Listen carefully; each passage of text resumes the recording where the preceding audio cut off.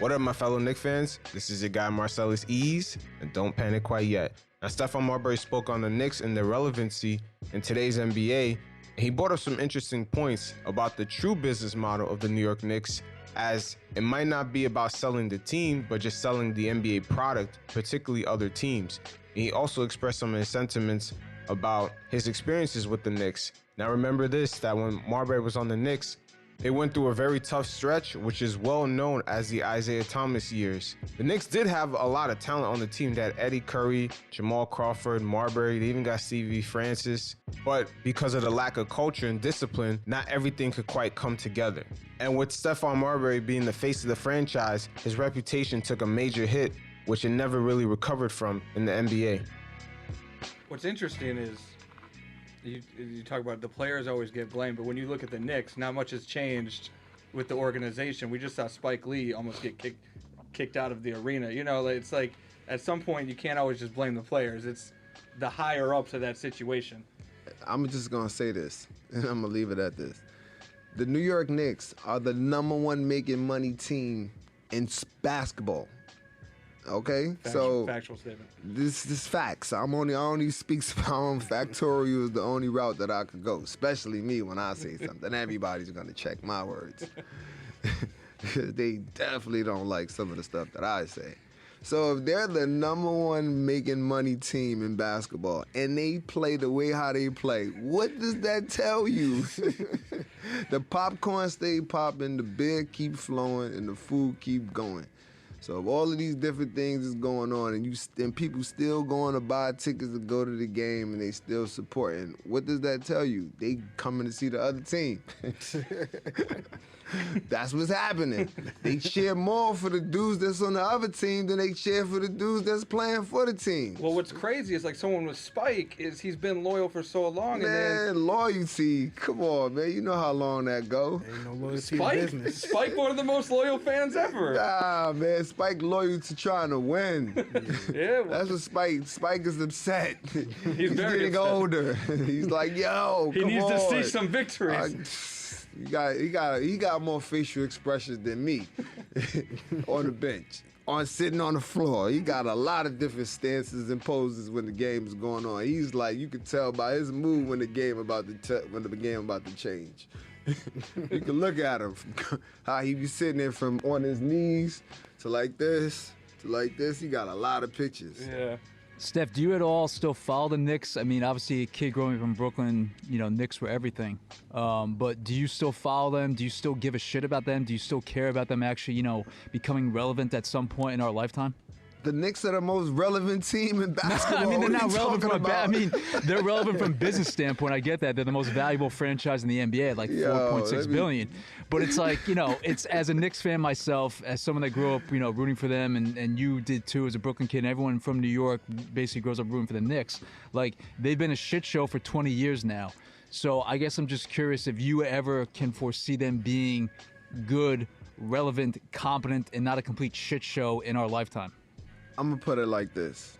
I bleed orange and blue. I grew up watching the Knicks from when I was a little kid on Channel 11, right? So, what's that, 9 or 11? One of the channels that they played on that night. So I grew up in this. I don't know anything else. So I've grown to live and deal with how they talk about our players in the newspaper front and back.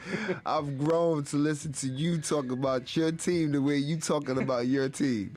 Like, only we can talk about our team like that. Somebody else say something about the Knicks, we always fight to the death.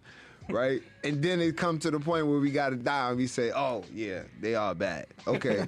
We know that, right? So check it. So for me, the way how I look at the Knicks, I say to myself, it's a business and then it's basketball. When they want the basketball to change, they change the basketball. It's like, oh, our fans are getting a little bit to the point where they're ready to jump. All right, don't worry about it. We're going to put somebody on the team that's going to be good, and then that happens. And then you spoil them for a little bit, and then it changes again. Nobody really wants to read about the Knicks doing good no more.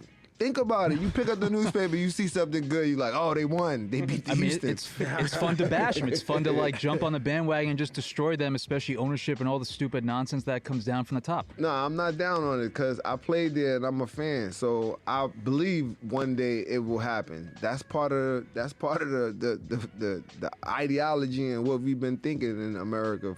I mean, in New York. Well, I'm in China, New York, for so long. You know what I'm saying? So, you know, when you're a Knicks fan, you look at the Knicks and you say, when? Like, how? You get so high on hopes on getting KD and getting Kyrie.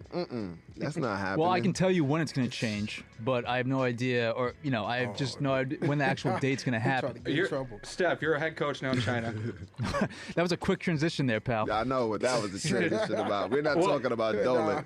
That's dead. Well, I'm going to ask you. Moving on then. Steph, well, you're a head coach in China. Would you ever coach the Knicks? Say the Knicks approached you to be the head coach. Dolan.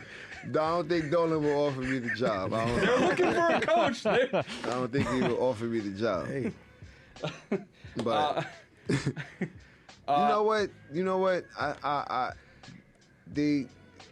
don't know what to say, man. The Knicks. That's basically what every Knicks fan says. That's they don't know what to say. Right there. Yeah, they don't know what to say. Exasperated. Because I kind of sometimes I don't laugh, but I say, "Wow, that's amazing." You tried to blame all of that on me. All right, cool, I get it, no problem. But then, sometimes. Go ahead, Steph. Go ahead. But you know, when you hear that and you see that when people, you know, when they do that and they don't know, you really can see somebody that don't know and blaming people for stuff that really wasn't your fault. And you laugh, and you gotta really be strong in your mind to literally like laugh and be like, oh, that's okay that he feels that way, even though that's not true.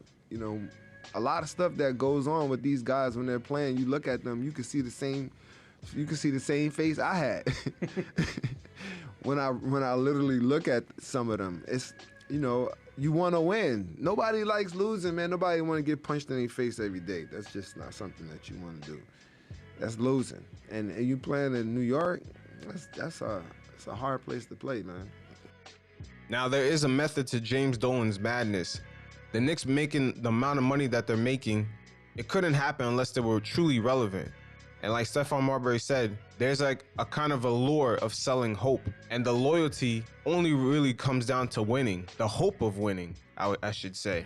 But now, since it's 20 years later since Stephon Marbury last played, and the Knicks still have the same dysfunction, it looks like the blunt of the blame should have never fell on his lap. He's become a black hole in the NBA as far as appearance-wise, but truly just looking in the future, seeing that the Knicks have the same consistency and actually making other stars black holes, such as Carmelo, you look back and now you realize is that it's the Knicks culture and organization that was really to blame. It is what it is. It's always interesting to hear from Stephon Marbury.